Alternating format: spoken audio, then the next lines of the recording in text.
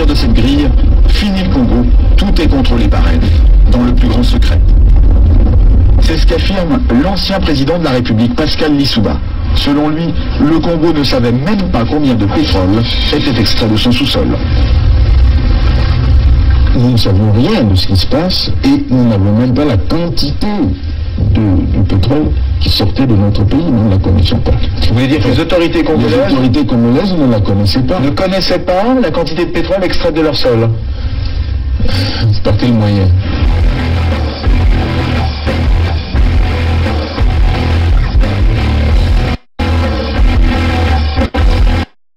Une chose, c'est qu'une grande partie de l'argent qui est dans notre porte-monnaie vient précisément de l'exploitation depuis des siècles de l'Afrique, pas uniquement, mais beaucoup viennent de l'exploitation de l'Afrique. Alors, il faut avoir un petit peu de bon sens, je ne dis pas de générosité, de bon sens, de justice, pour rendre aux Africains, je dirais, ce qu'on leur a pris, d'autant que c'est nécessaire si l'on veut éviter les pires convulsions, difficultés, avec les conséquences politiques que ça comporte dans le prochain gouvernement.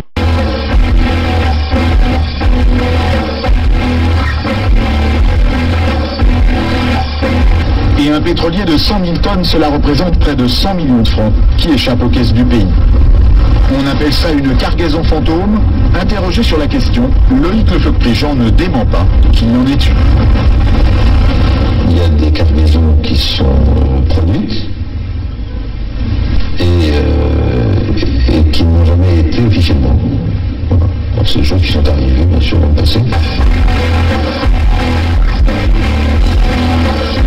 Après un travail de recherche de 4 années, après avoir désarchivé 399 traités coloniaux passés entre la France et les chefs traditionnels africains, travail effectué et entrepris sous le contrôle et l'assistance d'un collège d'avocats, je peux vous dire aujourd'hui, moi, Tata Zinga, sans risque de me tromper, que Sassou Deni est bien un nordiste. Oui, un nordiste, mais un nordiste béninois, car né à Edo, qui est une localité située au nord du Bénin, donc dans le sud du Nigeria.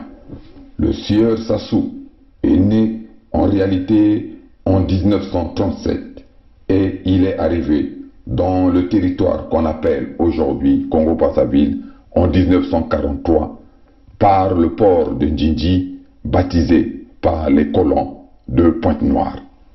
Sassou Deni a donc la nationalité congolaise, nationalité que nous savons a été voulue par la France comme celles et ceux qui peuplent les territoires appelés Congo-Brazzaville. Mais il est, à dire vrai, béninois.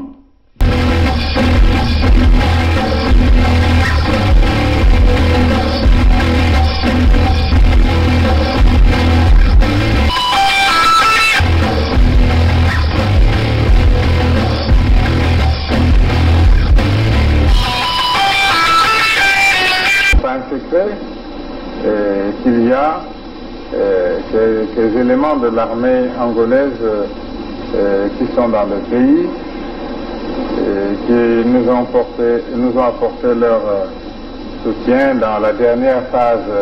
On ne pouvait pas s'allier avec les Souba pour que nos amis de Luanda se croisent les bras. Donc nous avons obtenu un appui matériel de Luanda qui nous a permis d'aller vers la fin de la guerre. Mais je dois dire que cet appui, nous l'avons obtenu début octobre 97, mais la guerre avait commencé le 5 juin 97. Et les armes venaient d'où alors? Comment elles étaient acheminées? Ah, ça, comment? Il y a les airs, il y a les mers, il y a les routes. Pour partir de Luanda au Congo, je crois qu'on n'a pas besoin d'un miracle, non? C'est un grand État qui a des avions, qui a des bateaux, comment puis-je vous dire? Par quel chemin seraient passées ces armes pour arriver? Ben, ils sont arrivés.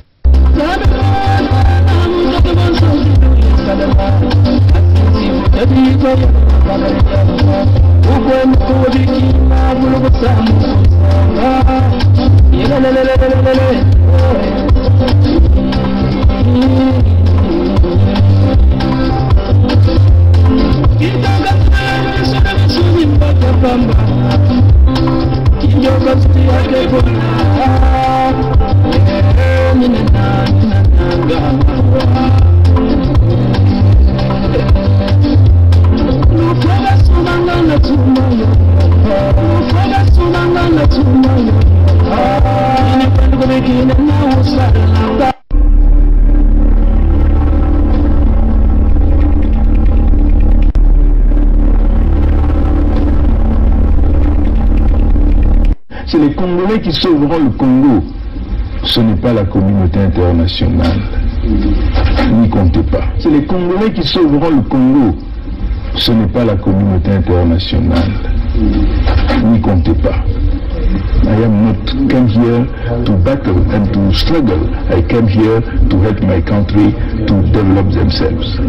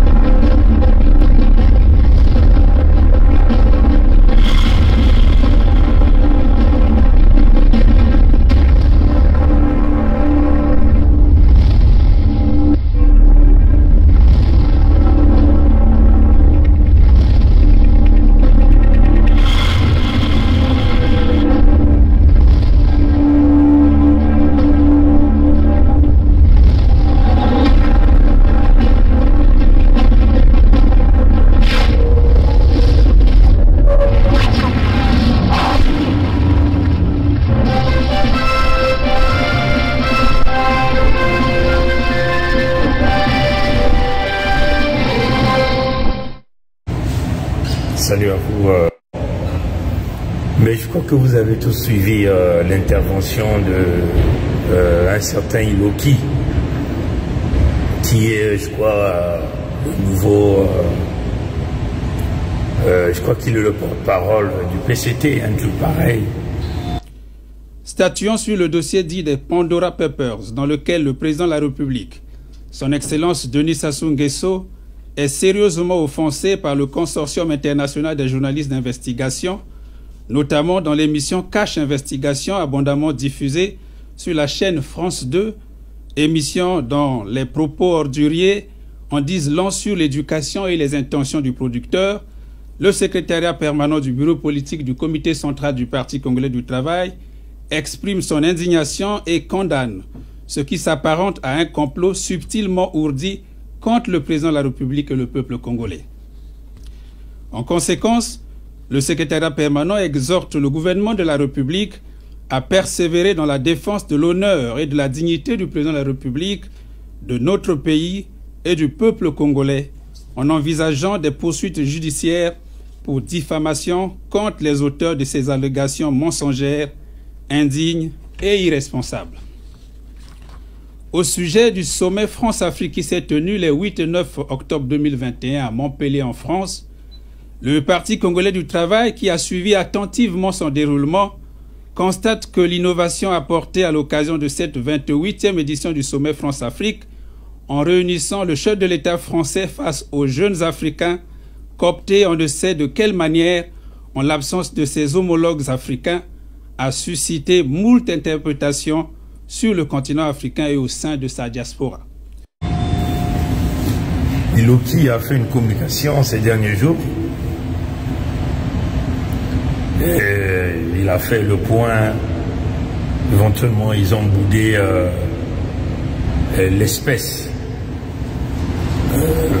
du théâtre que M. Macron, Emmanuel, président de France, a réalisé à Montpellier, là où il a invité apparemment des sociétés civiles africaines. Où vous avez vu cette dame burkinabé, qui avait fait une belle intervention. Après vérification, on s'est rendu compte que c'était un scénario monté de toutes pièces, comme un peu l'on monte du théâtre, comme un peu le théâtre de chez nous. Alors, est-ce que cette séquence était préparée en avance? Alors, merci déjà pour l'occasion que vous me donnez de m'exprimer dans votre journal. Je suis Raïmwendi Eldakwama. Effectivement, j'ai participé à ce sommet. Il faut dire que nous avons certes travaillé ensemble, nous 11 jeunes venant de différents pays, sur les problèmes communs que nous avions par rapport en fait à la relation France-Afrique. Mais en ce qui concerne en fait le contenu de chacune de nos présentations, c'était à nous-mêmes, à chacun d'entre nous, d'en construire le contenu. Pourtant, Sherfal, un autre intervenant, a dit sur RFI que la question de la marmite avait été évoquée mardi lors de la prise de contact et que tout le monde n'était pas forcément d'accord à savoir la poser ou pas. Vous confirmez?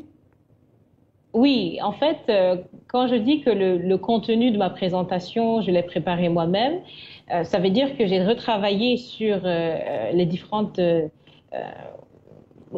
contours autour de cette marmite-là. Mais je l'avais déjà évoqué devant Monsieur le Président et il avait aussi répondu une autre réponse qui était autre que ce qu'il a dit le 8 octobre, mais il avait déjà quand même donné une réponse par rapport à la marmite. Donc je suis revenue là-dessus. En tout cas, le 8 octobre, Emmanuel Macron... Oui, vous avez suivi cette femme qui a parlé d'une marmite sale. En réalité, c'est la tricherie de la France. C'est une façon de vous dire que la France triche sur tout. Sur tout. C'est une honte. C'est une honte. Après vérification, on s'est rendu compte que tous ceux qui ont intervenu,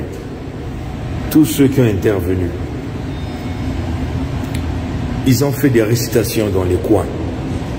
Donc ils ont travaillé en collaboration avec la cellule africaine de l'Élysée.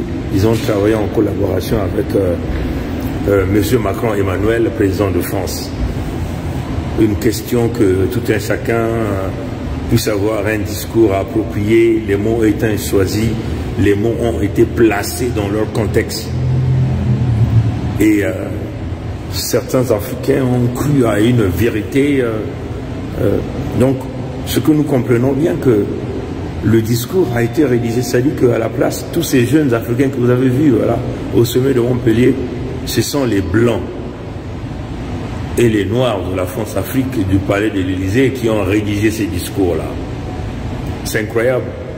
Nous venons là de partager ça sur notre mur Facebook, allez-y regarder, où vous avez vu cette femme burkinabé a été interviewée par, je ne sais pas si c'est France 24. Allez-y sur ça, vous allez comprendre. Bon, elle essaie de se justifier pour dire que non, oui, c'est vrai qu'ils ont eu répétition, mais c'était ses propres paroles et tout. La vérité finit toujours par triompher. Le mensonge vient toujours très vite, la vérité vient toujours doucement et la vérité finit par rattraper tout le monde. Et ça montre un peu le côté flou du fonctionnement de la France, toujours dans la tricherie, dans chaque chose, la tricherie. On sélectionne des gens qui acceptent de dire un certain nombre de choses et à la fin, on va récompenser ces gens. Et on vous fait avaler cette pilule-là à la fin, comme étant vos leaders. Souvenez-vous comme ils ont voulu vous coller Ngombe Andrea, le Mossi et le nordiste Ngombe Andrea, comme les leaders des jeunes Congo sur la place de Paris. C'est une honte. Bref, c'est ce fameux sommet que le PCT a rejeté avec Iloki. Bon, vous connaissez Iloki, vous ne le connaissez pas. Nous, on l'a connu à l'époque où on était à Maringouabi. à la faculté des sciences et encore à l'école nationale supérieure, à l'école nationale supérieure polytechnique, ce que vous appelez à l'époque l'N7, après c'est devenu NSP aujourd'hui. Les Mossi l'avaient choisi comme étant le président du syndicat des étudiants de l'université Marion Ngouabi. Celui qui est devenu, je crois, le porte-parole du secrétariat général du PCT, celui qui a lu ce discours-là. Donc, vous comprenez déjà même son positionnement d'être recruté comme étant le président des syndicats. Il faut comprendre que ça a été choisi, expressément choisi pour positionner un homme du coin qu'on peut maîtriser pour éviter tout mouvement des étudiants dans le contexte des grèves généralisées. C'est comme un peu le système à l'époque de l'USG. L'USG. Donc on choisit des gens qui vont essayer de contrôler le discours pour maîtriser la plupart des étudiants et prévenir ce que nous appelons les mouvements sociaux au niveau même de l'université Marion Ngouabi. Voilà pourquoi Iloki a été positionné là comme le président des syndicats de l'université Marion Ngouabi à l'époque où nous avons été étudiants à l'université Marion Ngouabi, qu'il s'agit de la faculté de sciences ou encore à l'école nationale supérieure polytechnique, ENSP. Bon, du point de vue éducatif, Iloki n'a qu'une petite licence qu'il a obtenue comment déjà on appelait cette faculté-là, des communications-là, à Bayardel, il a fait communication, il n'a qu'une licence. Donc, on peut simplement dire que Iloki n'a jamais travaillé toute sa vie, en réalité. Après, ils ont été récupérés, on les a bombardés au niveau du PCT. Iloki, donc, a fait carrière. Je ne sais pas si après, les Mossi l'ont recruté à la fonction publique, mais je ne sais pas trop. Parce que ça fait déjà plusieurs années, plusieurs décennies que nous avons quitté le pandémonium du diable dans l'entité Congo avec C. Donc, on peut simplement dire que Iloki n'a jamais travaillé sa vie, toute sa vie. S'il a travaillé, certainement, il a été un appelé volontaire quelque part. Peut-être professeur de français, professeur, je ne sais pas de quoi, parce qu'il a fait communication. Ou le maître de l'école primaire, comme déjà son patron, le Mossi Sassou. Donc, nous ne savons pas trop ce qu'il a fait après. Il a été récupéré. À l'heure où nous sommes en train de parler, il est fonctionnaire du PCT. Donc, Iloki, comme déjà tous les autres travailleurs, parce que nous connaissons pas mal de jeunes qui ont été recrutés après, qui travaillent dans ce grand building qu'ils ont construit avec les fonds du Sud-Congo, comme un peu le siège du PCT, ce grand building-là, en comparaison au parti politique chinois. Et Iloki est payé par l'État, l'État de l'entité Congo avec C, donc le pandémonium du diable. Il peut avoir un salaire d'1 million et quelques, et qui passe chaque mois parce qu'eux, on leur garantit les salaires comme au même titre que les miliciens en Zimba, qu'ils appellent aujourd'hui l'armée de l'entité Congo avec C, la police ou la gendarmerie de l'entité Congo avec C. Donc Iloki et tous les autres travailleurs ont des salaires très élevés. L'Ngolo Pierre, même à l'époque, il était secrétaire général du PCT, il gagnait un même salaire qu'un ministre dans le système Sassou, 15 millions. Donc nous considérons que Iloki, c'est des gens qui ont peut-être 7 millions de salaires par mois, avec tous les privilèges que vous connaissez, voiture de fonction, maison, construit avec les fonds du Sud-Congo. Bref, il a toutes les conditions avec peut-être chauffeur, le carburant gratuit. On peut encore dire quoi? Enfin, les produits de première nécessité qu'on vient leur donner. Donc, il a quasiment les mêmes privilèges qu'un ministre dans le système Sassou, un médiocre comme Mongala Thierry, les uns, ou Mabiala Pierre, qui veut déjà mettre son fils comme député de Makabana, qu'on appelle ici Amour, Mabiala Amour. Bref, c'est des gens qui sont payés, qui sont logés, nourris, qu'on a donné tous les privilèges, tous les bénéfices. avec la zone Congo, mais ils sont des travailleurs du PCT. Hein, ils sont nombreux comme ça. Tous ceux qui travaillent dans ce boutique, ce grand building qu'ils ont construit, ils sont payés comme les fonctionnaires de l'État, alors ils travaillent pour le PCT. Bon. C'est lui qui est venu donc bouguer le discours, enfin le sommet de la fraude, ce scénario de Montpellier, de Emmanuel Macron et les jeunes Africains. Et il est venu donc menacer des poursuites judiciaires. France 2 qui était un média public, souvenez-vous que nous avons déjà expliqué, pour ceux qui ont l'habitude de nous suivre, nous avons déjà expliqué le pourquoi France 2 a pris l'affaire. L'affaire des Pandora Papers. Oui, certains essaient de faire des interprétations toujours dans le contexte de vouloir protéger Macron et Emmanuel pour dire que Macron et Emmanuel sera votre sauveur. Donc il est en train de courtiser les voix de la diaspora, les diasporas africaines, pour qu'on puisse le lire au second mandat. Hein? Macron ne sera pas votre ami, il ne le sera jamais. Aucun Français ne sera votre ami. Il ne le sera jamais. Les Français sont là pour leurs intérêts. Il va falloir que ça rentre, vraiment que ça rentre dans vos têtes. La France ne sera jamais votre partenaire. La France est là pour ses intérêts. La France a protégé ces dictateurs-là pendant plusieurs décennies. Et la France continue de les protéger jusqu'à aujourd'hui. La France vit grâce à l'argent et la richesse de nos États. Et de toutes les richesses qui sortent de nos territoires. Donc quand il trouve un partenaire, il s'accroche à ce partenaire qui leur garantisse tout. Ça doit rentrer dans vos têtes, pertinemment dans vos têtes. Ne soyez pas comme les marcheurs de Paris qui passent tout leur temps à vénérer, à faire l'apologie de la France, que c'est la France qui viendra vous sauver. Certains font même des erreurs d'analyse en disant que oui, comme Macron veut le deuxième mandat, il courtise donc les votes africaines ou les voix des Africains. Macron donc en contrepartie va donner la tête de quelques dictateurs. Donc apparemment certains disent Sassou est sous la ligne de mire, Biya est sous la ligne de mire, et peut-être comment on appelle le gars de la Guinée équatoriale, Obiangema. C'est une erreur d'analyse, mes très chers frères et sœurs. Vous allez être niqués comme si vous allez dans cette direction-là, vous allez être niqué comme Chirac vous a niqué. Vous connaissez le nombre de morts que Chirac a apporté chez nous. Quand le président Lissouba a refusé la politique des parallèles, on a longuement expliqué qu'est-ce que signifiait la politique des parallèles. La politique des parallèles, c'est simplement un chef d'État français appelle individuellement les préfets en Afrique en lui demandant le pactole, donc de l'argent cash, des grosses quantités, comme l'impôt pour que on puisse le maintenir sur la place. Lissouba avait refusé ça. Lissouba avait donc informé le président Omar Bongo Ondimba à l'époque.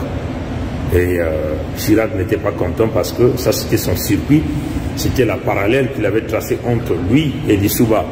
Donc il ne fallait pas que Bongo soit informé de cette affaire-là. Et c'est quand Lissouba disait que moi je viens de venir au pouvoir, les caisses sont vides, tu sais même ton ami Sassou Denis Mathurin avait tout pris, le béninois Sassou Denis Mathurin, il faut le souligner qu'il est béninois. Après un travail de recherche de 4 années, après avoir désarchivé 399 traités coloniaux passés entre la France et les chefs traditionnels africains, travail effectué et entrepris sous le contrôle et l'assistance d'un collège d'avocats, je peux vous dire aujourd'hui, moi, Tata Zinga, sans risque de me tromper, que Sassou Denis est bien un nordiste. Oui, un nordiste, mais un nordiste béninois, car né à Edo, qui est une localité située au nord du Bénin, donc dans le sud du Nigeria.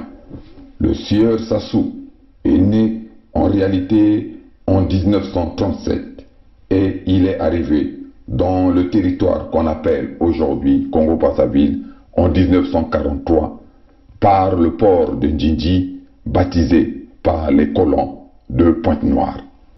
Sassou Denis a donc la nationalité congolaise, nationalité que nous savons a été voulu par la France comme celles et ceux qui peuplent le territoire appelé Congo-Brazzaville. Mais il est, à dire vrai, béninois. Et que moi je viens de prendre les fonctions, les caisses en vide, je ne peux pas donc te donner l'argent que tu demandes. Mais par contre, donne-moi un petit temps pour pouvoir le faire. Mais Lissouba, c'était une stratégie pour lui de dire non, je ne donne pas. Et Lissouba a informé son parent Bongo, Omar Bongo, et Omar Bongo appelait Chirac à 2 h du matin pendant qu'il dormait avec sa femme. Comment déjà on appelle la femme de Chirac? Bernadette, c'est un dira. Et Chirac n'était pas content, il était furieux quand Bongo lui a dit Chirac, tu sais bien que Denis a pris, Denis a tout pris. Denis est parti avec tout l'argent qui était dans les caisses de l'État. Si tu as besoin d'argent, moi je suis là pour t'aider. Laisse Pascal tranquille pour le moment, parce qu'il n'a encore rien. Donc si tu as beaucoup besoin d'argent, tu m'envoies Bourgi. Bourgi va venir prendre le mal. Et puis moi je vais régler ça avec Pascal. Et c'est là où Chirac était fâché. Il avait dit à Bongo, j'aurais la peau juste parce que Pascal avait trahi la politique des parallèles. Et c'est ce que ces gens-là continuent à faire jusqu'à aujourd'hui en arnaquant les dictateurs qu'ils placent, hein, qu'on les appelle l'argent. S'il n'y a pas l'argent, bon, on fait un peu des grimaces jusqu'à ce qu'on te fasse sauter de fonction. Et c'est ce qui avait fait que quand Chirac avait eu cette opportunité, il n'a pas hésité de venir nous tuer avec une guerre qu'ils ont imposée. Jusqu'aujourd'hui, nous sommes dans cette colonisation à cause de Chirac. Chirac est parti, Sarkozy est revenu, Sarkozy est parti prendre lui-même ses malles à Brazzaville. Vous comprenez ça? Il est parti de lui-même, il a fait un aller-retour, il est allé prendre ses malles. Hollande est venu faire un peu le caïd. Hollande vous avait même promis des démocraties là à Dakar avec un discours pompeux. C'est pas trop Dakar au Burkina Faso, pas trop. Dit 2 mandats, pas de changement de constitution. Il était catégorique là-dedans. Il vous a niqué à la dernière minute. Sarkozy vous a niqué, Chirac vous a niqué, là vous avez Macron. On a vu le premier mandat de Macron-Emmanuel, comment de nombreux Africains se sont mobilisés. On a même vu les RPP soutenir Macron-Emmanuel, Robert Patipam. Et jusque je dis, je crois qu'il soutient toujours Macron-Emmanuel. Malgré que Macron-Emmanuel les a dit, Koto. Macron ne sera jamais votre sauveur. C'est la politique parce que la France tire une grande partie. Souvenez-vous, quand Loïc Lefort-Péjean dit les cargaisons fantômes, hein, c'est le vol, mes chers amis. Il dit oui, il y a des moments où c'est arrivé à un certain moment. Ça continue d'arriver, les cargaisons fantômes. C'est le vol. Au lieu de 100 000 tonnes, cela représente près de 100 millions de francs qui échappent aux caisses du pays. On appelle ça une cargaison fantôme. Interrogé sur la question, Loïc Lefort-Péjean ne dément pas qu'il y en ait une. Il y a des cargaisons qui sont produites et qui n'ont jamais été officiellement. Voilà. Donc c'est des choses qui sont arrivées, bien sûr. On ne peut pas expliquer qu'une grande compagnie comme Elf Aquitaine ou Total aujourd'hui puisse réaliser des cargaisons sans pourtant être comptabilisées. C'est le vol, c'est de l'arnaque. Au lieu de 100 000 tonnes, cela représente près de 100 millions de francs qui échappent aux caisses du pays. On appelle ça une cargaison fantôme. Interrogé sur la question, Loïc Lefort-Péjean ne dément pas qu'il y en ait une. Il y a des cargaisons qui sont produites et qui n'ont jamais été officiellement. Voilà. Donc c'est des choses qui sont arrivées, bien sûr, dans le passé. Ça s'appelle le crime devant tout le monde. Sur 10 cargaisons de tankers qui sont chargés, 8 se réalisent comme fantômes. Les 8 ne sont pas comptabilisés. Mais c'est comptabilisé, ça sous-c'est l'Embocissé. Le palais de l'Élysée sait qu'on a chargé 8 cargaisons fantômes. Mardi, il organise, il a le Mossi, le nordiste, le béninois, Sassou Denis Mathurin, a organisé encore une fête à l'honneur de Philippe de... Comment on appelle? De Marjorie. Je ne sais pas, c'est Philippe de Marjorie, je ne sais pas trop. Marjorie, il fut le patron de Total. Celui-là aussi qui avait son palais à Oyo, il est décédé en Russie lors d'un accident d'avion. Bon, il faut comprendre qu'on l'a liquidé, on l'a simplement liquidé. Il est en train de célébrer une grande fête à Kintélé, aujourd'hui mardi le 19, à l'honneur de Philippe de Marjorie, je crois. Philippe de Marjorie, je ne sais pas trop son nom, mais en tout cas c'est Marjorie, je ne sais pas trop son prénom. Un blanc français qui n'a rien foutu pour vous. Donc il a affrété des avions et des avions, la famille, les membres, beaucoup de gens, pour aller honorer ce type là, à Kintélé.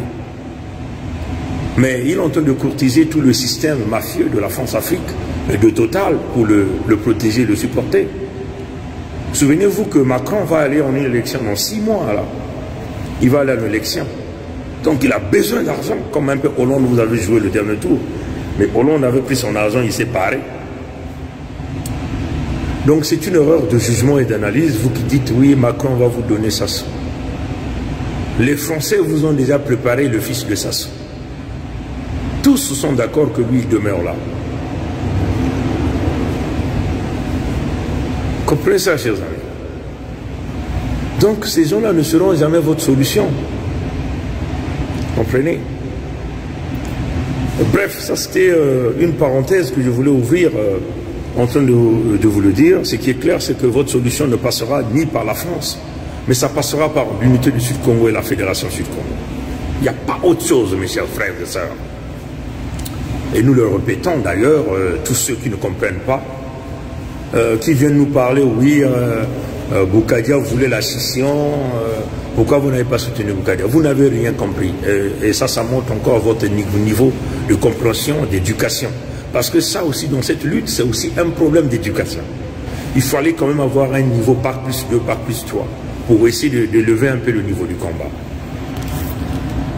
Je vais rapidement vous l'expliquer en 2 phrases, avant que je reparte dans l'affaire du PCT. Boukadia a mené sa scission dans le contexte du chantage, d'aller faire un non et aller signer un deal avec Sassou et avoir son argent.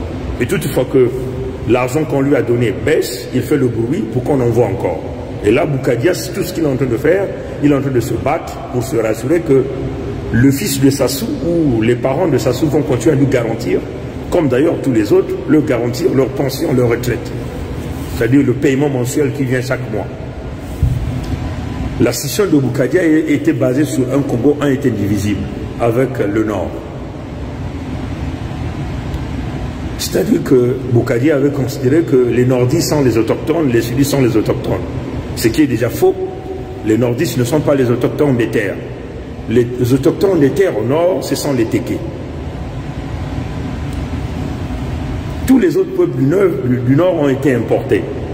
Les Mossi sont arrivés, la première vague, en 1905, dans notre Congo avec ça. Ça, Modeste Boukadia sait. Il est bien informé de ça. Modeste Boukadia sait. Et tout ce que nous sommes en train de dire du point de vue de l'histoire, quand Boukadia est assis sur son salon, il sait que nous, ses enfants, ses cadets, ce que nous sommes en train de faire est logique. Et personne ne peut le contester du point de vue de droit ou de justice. Donc déjà sur cette base de vouloir couper l'entité Congo en 2 avec des gens qui ne sont pas les propriétaires des terres, c'est déjà la mauvaise démarche. Comprenez ça, chers amis. Deuxièmement, Boukadia voulait couper le Sud et le Nord sans pourtant déclarer la souveraineté des terres du Sud. C'est-à-dire que ressortir les terres du Sud de la communauté qui appartenait à la France. Là encore, Boukadia avait faussé. Mais Boukadia, certainement, il doit regretter parce que si à cette époque, Boukadia avait su ce que nous on connaissait, ou Boukadia connaissait, mais il n'a pas voulu le faire, tout simplement pour faire plaisir aux Français, ou jouer au chantage pour continuer à manger. Donc Boukadia n'a jamais sorti les terres du Sud-Congo pour regagner l'originalité de la souveraineté de nos terres. Hein, Boukadia ne l'a pas fait. Et nous l'avons fait. Nous avons donc déclarer la souveraineté de nos terres, nous avons informé la communauté. Nos terres sont sorties en abolissant tous les accords ancestraux. Boukadia n'avait jamais aboli les accords ancestraux. Comprenez ça chez eux? Ça, c'est la deuxième erreur. Maintenant, l'autre erreur, c'est quoi?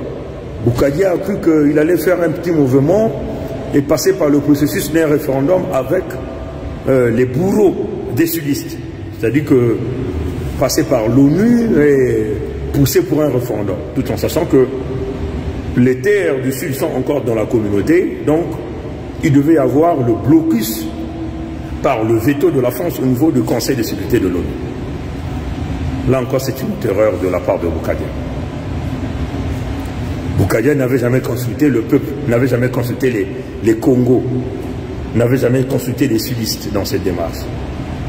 Nous sommes venus consulter les sudistes, mais avant de consulter les sudistes, nous avons d'abord pris l'initiative de sortir nos terres de la communauté, vu que notre peuple était asphyxié. Comprenez, mes chers amis? Et c'est là où on dit qu'il vous faut des cerveaux penseurs dans cette lutte. La politique, ça suscite des stratèges et des stratégies. Eux, ils n'ont pas ça. Ils n'ont pas ça. Ils ne courent que derrière l'argent. Et puis c'est une conviction avec une volonté forte. Et encore, Boukadia n'avait jamais rétabli l'axe Luango-Ludima-Kinkala. Nous avons rétabli l'axe Luango-Ludima-Kinkala, le chemin ancestral. Voilà pourquoi vous voyez que c'est une autre énergie qui est en train de nous diriger, c'est pas nous. Comprenez? Comprenez ça, chers amis. Je vais encore vous donner un exemple rapide. Boukadia, certes, il avait sorti le symbole d'un drapeau, mais il n'a pas eu les moyens de faire les promotions de ce drapeau. C'est-à-dire que créer la méthodologie pour faire accepter tout ce que lui il a mis en place à notre peuple. Nous avons donc eu une vision claire, comment distribuer les symboles de la résistance que nous allons mettre. Il fallait donc créer une boutique en ligne pour que tout le monde, partout où ils sont, les gens sont capables de pouvoir acquérir ces choses. Mais nous ne gagnons rien dans cet argent. C'est ça aussi que vous devez comprendre. Pongi n'a jamais mangé un franc de tout ce que nous sommes en train de faire. Kayi n'a jamais mangé un franc. Birangi n'a jamais mangé un franc. Parce que nous avons un objectif à atteindre avec ces petites miettes, votre petite contribution que vous êtes en train de faire. Parce que nous avons pensé qu'on ne peut pas se permettre ici à lancer des cagnottes, demander des gens de l'argent. Parce qu'on ne voulait pas être sous la pression du peuple. C'est-à-dire que les gens nous disent, je vous ai donné mon argent, qu'avez-vous fait avec cet argent? Ça demande ce qu'on appelle le laridisme, maïlaman tout. Ce que les Boukadiens n'ont pas eu. Comprenez ça, chers amis? Donc, la démarche de Boukadia est totalement différente. La démarche de Boukadia, c'est de négocier avec les bourreaux. Non, on ne négocie pas avec les bourreaux. Donc déjà, la stratégie que Boukadia avait mise en place, pour parler de la scission, on parle de la scission avec des gens qui sont les autochtones des terres. Comprenez?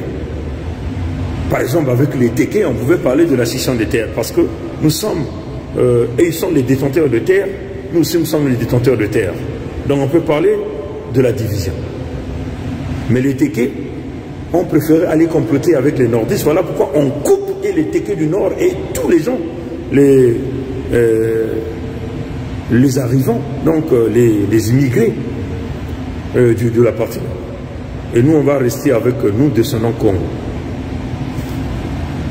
Donc, on revient rapidement à partir du PCT. Donc, le PCT a boudé. Le PCT, donc, veut s'attaquer à France 2, donc un média national. Bon, nous avons encore dit que France 2 a parlé de ça parce que c'est tout d'abord un média national et France 2 voulait aller chercher le plus grand auditoire pour faire véhiculer le message, pour asphyxier sa soupe, pour pousser sa soupe jusqu'au point pour que sa soupe sorte tout. Parce que Macron veut mettre, les Français veulent mettre leurs mains sur le cash, sur les 100 000 milliards, sur les 100 000 milliards de dollars américains. Le cash. Et une grande partie de cet argent, c'est avec les préfinancements pétroliers. Donc le cash que les Nguesso détiennent, qui sont planqués partout. Et c'est cet argent que Macron veut vouloir récupérer avant les élections. Peut-être qu'il sait qu'il va perdre, puisque maintenant les Français sont en train de faire la promotion d'un certain Zemmour. Hein? comprenez ça? Les Français maintenant sont en train de pousser. Les Attali sont maintenant en train de pousser Zemmour. Donc ils sont en train de vous faire avaler un certain Zemmour. Peut-être que c'est lui qui sera le prochain président de la France. Que d'ailleurs, nous venons là de donner une réponse claire. Puisqu'il disait que puisque tout son combat s'est basé sur l'immigration. Et lui, je crois que le nom Zemmour, c'est un nom certainement arabe. Donc il doit être algérien, je ne sais pas tout. Nous l'avons donc donné une réponse. On dit, bon, nous sommes d'accord avec tous tes propos par rapport au truc d'immigration, de ramener les gens chez eux, parce qu'ils sont peut-être au chômage et tout ça là. Mais nous, on est d'accord avec ça, comme on l'a dit tout à l'heure dans notre publication, mais sur 6 conditions. Hein? C'est-à-dire que la première condition, l'Afrique fera la même chose pour que les Français qui vivent sur le sol africain, même s'ils ont des emplois, ils vont repartir chez eux. Ça, c'est la première condition. La deuxième condition, comme on l'avait dit désormais, à chacun doit vivre chez soi. L'Afrique, pour les Africains, la France aux Français. Ce qui est à César est à César, ce qui est à Dieu est à Dieu. Notre troisième condition, aucune entreprise française ni produit français ne sera vendu sur le territoire africain.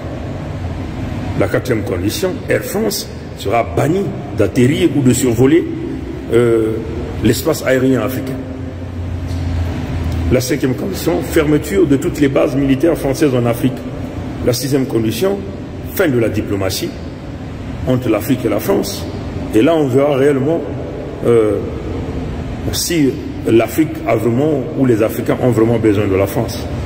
Voilà notre réponse à Zemmour, que la mafia occidentale de la France-Afrique est en train de vouloir pousser pour être le nouveau président de la France. Vous voyez, chers amis. Donc, on revient au PCT rapidement. Le média, les Sassou veulent les Macron et les Français veulent récupérer le cash avant qu'ils ne sortent de là. L'argent des préfinancements pétroliers, donc le cash. Voilà pourquoi il y a toute cette campagne, on a déjà expliqué ça. On veut pousser Nguesso au bout du rouleau, et pour que Nguesso sorte l'argent, à la fin, il y aura toujours le deal. Souvenez-vous, Macron, Emmanuel avait donné 65 millions d'euros à Sassou sur le fameux projet vert. Souvenez-vous aussi que la COP26 est en train d'arriver, qui va se passer déjà où là? Peut-être en Norvège, un truc pareil, en tout cas. C'est la ville qui est en train de s'échapper. Nguesso ira encore là-bas. Hein. Et donc, c'est là où le deal va se passer. Hein. Donc, ça signifie quoi? Ça signifie Macron ne viendra jamais vous sauver. Jamais il viendra vous sauver. Vous qui êtes en train de compter sur Macron, vous êtes en train de perdre le temps, inutilement. Donc, voilà pourquoi ils ont mis France 2 pour pousser Nguesso au bout, pour que Nguesso sorte le cash. Mais à la fin, c'est Macron qui est gagnant, c'est la France-Afrique qui est gagnante, et vous aurez rien. Vous allez continuer à pleurer. Donc la solution, c'est l'USK. L'USK, c'est chasser les nordistes de nos terres. On va le faire.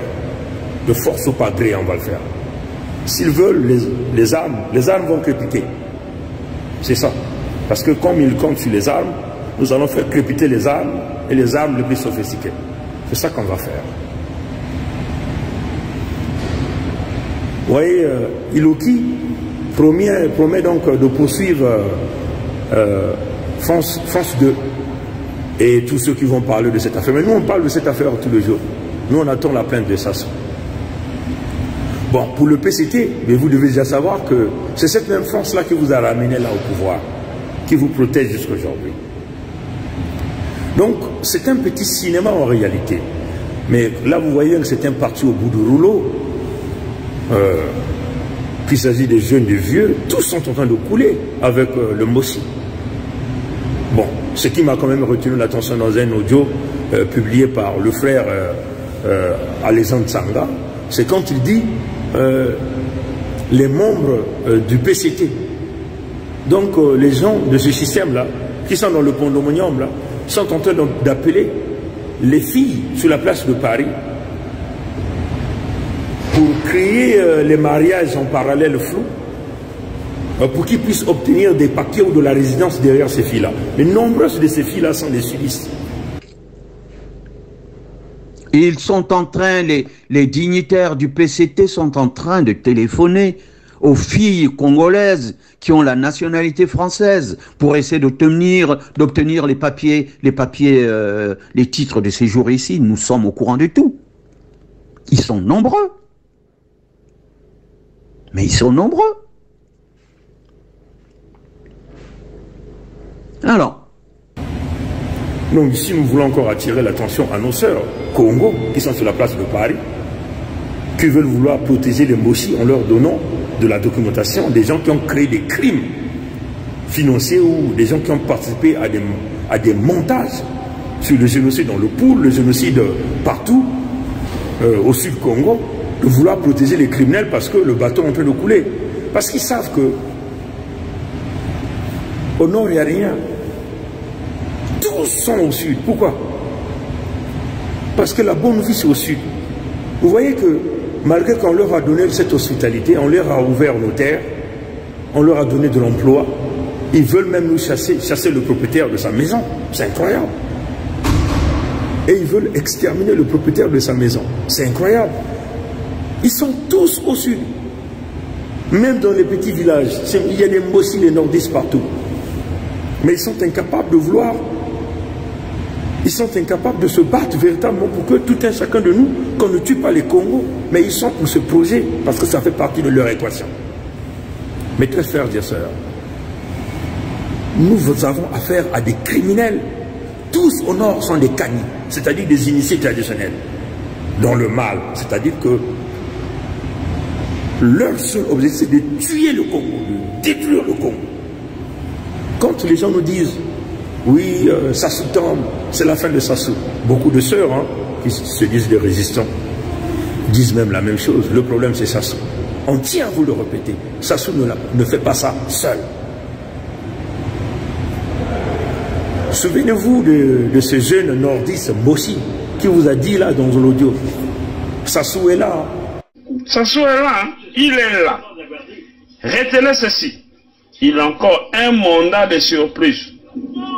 Et après, on va remplacer un autre Sassouiste. Nous voulons la paix. Nous voulons la paix au pays. Rien à voir. So, voilà, Bandi. Bosa o Bandi kaba koto bino okende kula so zonga to bukayo. Na loma, elonga pe ate. Wande koto to tuma mboka na après to kabola ronde. Comme vous voulez une session. To tuma mboka ngaka mbala moko, to bomel bon to laksabino ke banganga matuza bayali. C'est ce qu'il disait. Après Sassou, on va remplacer un autre Sassou. C'est ce qu'il a dit. Après, il disait que faites la pagaille là-bas. Vous venez ici. Il a dit que on va vous détruire, on va vous tuer. Et on va vous le faire enfin, comme on dit, on compte canaille, quoi. Hein? Tous sont des canis au nord. Leurs miliciens, que vous appelez des généraux, tous sont des canis. Tous sont des canis. Ils ont été construits. Ils sont rentrés dans l'école des canis. C'est pour tuer les Congos. C'est pour massacrer le Congo. Donc ils ne sont pas là pour vous faire cadeau. Donc, dites à Iloki, le PCT, qui menace France 2, qui est un média de l'État, bon déjà ça que ça ne passera pas, qui menace la productrice de cette émission, qui menace tous ceux qui parlent de ça. Vous êtes en train de perdre votre temps. Parce que là, les Français n'ont pas de choix, c'est de vous sortir. C'est comme si, poursuivre France 2, c'est comme si vous êtes en train de poursuivre la télé foufou. Hein? Comprenez? Donc si on essaie de faire les parallèles de la criminalité, on sait que le PCT a fait et tout leur cadre, ouais, c'est très simple de vous avoir. Mais d'ailleurs, vous allez poursuivre France 2 où? Dans le pandémonium du diable ou en France? Ou en Europe? Dans quelle justice? Comprenez? Parce que c'est eux qui vous ont façonné. Vous êtes là, c'est à cause des Français. Comprenez? Quand même que les Français là commencent même à bouder, hein, parce qu'il y a même un autre audio d'un Français au Congo qui est en train de bouder, qui dit ben, nous sommes dans la dictature, voilà. Mais vous les avez encouragés, vous les avez applaudis. Vous êtes devenus riches à cause de l'argent du vol, de la dictature. Aujourd'hui, vous vous plaignez maintenant. Hein? Mais ça, c'est des Français qui sont donc des Blancs. Alors, mes très frères et sœurs, il n'y a pas 1000 solutions. Tous ceux qui nous appellent qu'il s'agit du barbu de Montréal qui est sorti, bon, il ne pèse pas. Il a pris la politique acquis. On l'a viré dans la convention de la diaspora des Congolais du Canada. Et moi, j'étais parmi les signataires de gens qui ont signé de le virer. Ceux qui ne connaissaient pas la politique. Il ne peut pas apprendre la politique à nous. En Goma, non, je ne crois pas qu'il peut apprendre la politique en Goma. Mais non, aux petits combattants sur la place de Paris qui passent tout leur temps à nous insulter. Ah oui, ils sont allés se cacher du côté du Canada. Moi, oui, parce qu'ils ont tué, ils ont le sang, c'est un cocoy. Ah mais je crois que vous ne me connaissez pas. Hein? Moi, je suis sûr que, j'ai toujours dit, nous sommes là depuis très longtemps, mais ils sont incapables de démontrer même une photo de moi en tenue, ni une carte militaire. Mais l'ingénieur Claude Bossubita est là. Nous, on a tenu les écoles au Congo. Toute ma promotion du lycée Chaminade le savent. Ceux de la faculté des sciences, ils sont nombreux là. Et nous avons travaillé par trois points noirs. On a fait fonctionner l'or noir, le pétrole. Comprenez? On a une probité morale claire. On a une éducation claire. Et vous devez le comprendre que nos mains sont propres, pures. Notre cœur est pur. Et nos cerveaux sont remplis, ce que nous appelons de la sémence du bien. Et voilà pourquoi nous nous battons. Vous voyez qu'il n'y a que ceux qui sont dans le bien que l'Esprit de Dieu rentre pour montrer une vision. L'unité du Sud-Congo, aujourd'hui, c'est l'unique alternative que nous avons au Sud pour mettre fin à ça. Voilà pourquoi ils sont en train de trembler. Les Français tremblent parce qu'ils savent que leurs intérêts sont menacés au Sud. Mais comme cette France, elle est orgueilleuse, elle continue de jouer au jeu, nous on a dit, on va aller dans cette marche, c'est un ordre de Congo. On dit bien, personne ne pourra empêcher ça, Ni aucun pays ne pourra empêcher ça, Mais non, à nos propres frères et sœurs, qui résistent, qui nous parlent du nord des Mbossi, on n'a rien à foutre des Mbossi et des nordistes. Si tu es du nord, tu vas aller au nord, aller parler le Lingala là-bas. Mais si tu es du sud, tu vas demeurer du sud. Mais tu ne vas pas jouer au double jeu. Mais même quand vous serez au sud, vous aurez des yeux grandement ouverts sur vous. Vous parlez de la dictature, ce que le Mbossi est en train de vous faire, vous ne voyez pas ça. Nous savons, c'est une question de ce que nous voulons. Nous, on ne tergiverse pas. Vous êtes toujours dans les deux langages. Tantôt vous êtes dans la corruption, tantôt vous êtes dans l'argent, tantôt vous allez aller au Congo. On ne sait pas finalement qu'est-ce que c'est que vous êtes en train de chercher. Les marches ne vous donneront rien. Les marches ne vous donneront rien. C'est une perte de temps. Bon. Je veux vous encore le dire. Vous êtes allé au FMI à Paris à quelle heure? À 15h, 16h. Donc, à l'heure où les grands chefs ne sont même plus là. Parce que la plupart de ces chefs-là viennent là à quelle heure? À 6h. Ils sortent là à quelle heure? À 14h, 15h. Comprenez ça, chers amis? Vous venez toujours faire vos revendications pendant que les décideurs ne sont pas là. C'est dommage. Parce que ceux qui sont là ne sont que des plantons, ceux qui ne peuvent même pas vous écouter. Donc c'est ce que moi j'appelle le show. Il faut réfléchir, mes frères. La lutte demande des cerveaux penseurs, des gens qui passent des heures et des heures en train de réfléchir pour avancer. Vous avez programmé une ville morte le 15 octobre. Il y a eu ville morte au Congo, dans l'entité Congo avec ces non. Échec, échec, échec. La solution est unique. L'unité du Sud-Congo vers la Fédération Sud-Congo. Merci d'avoir suivi. Dites au PCT, on va vous pourchasser tous les cadres. Enfin, les chiffons du PCT. Vous serez tous traqués. Dites à Iloki, bon, on va encore chercher la maîtrise du PCT. On va vous traquer tous. Vous êtes tous répertoriés. Dites aux militaires de Sassou, on vous traquera tous partout où vous irez. Tout ce que vous avez volé au Sud-Congo, vous allez le restituer aux ayants droit. Merci à tous ceux qui sont dans l'état de Mpangala, dans l'état de Nyadi, dans l'état de la Bwenza, dans l'état de la Lukumu, dans l'état de Luango. Les jours qui viennent seront très déterminés. À bon entendeur, salut. La lutte continue, le peuple gagne toujours. À la prochaine, mes chers amis. Au revoir.